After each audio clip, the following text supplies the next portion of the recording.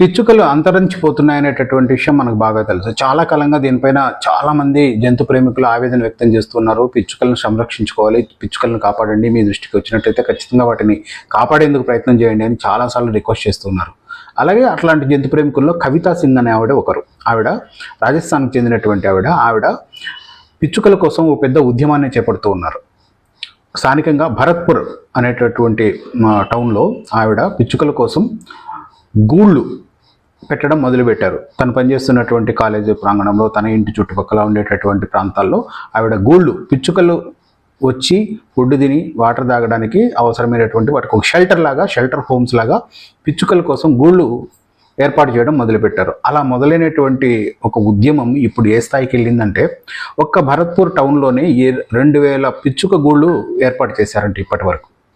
అంతేకాదు, ఆమె దీనిపైన పెద్ద ఒక మూమెంట్లు క్రియేట్ చేసిన తర్వాత దాదాపు దేశవ్యాప్తంగా 20,000 పిచ్చుక గూళ్ళు ఏర్పాటు చేశారంట.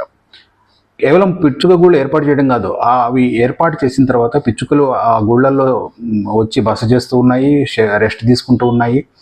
వాటిని ఒక షెల్టర్ హోమ్ లాగా పిచ్చుకలు భావిస్తూ ఉన్నాయి. ఖచ్చితంగా ఇది ముందు మరింత ఎక్కువైపోయి ఖచ్చితంగా పిచ్చుకలకు ఒక మంచి ఆశ్రయం కల్పించేటటువంటి పరిస్థితి, పిచ్చుకలను కాపాడుకోగలిగేటటువంటి పరిస్థితి వస్తుందని మాత్రం ఆశిద్దాం.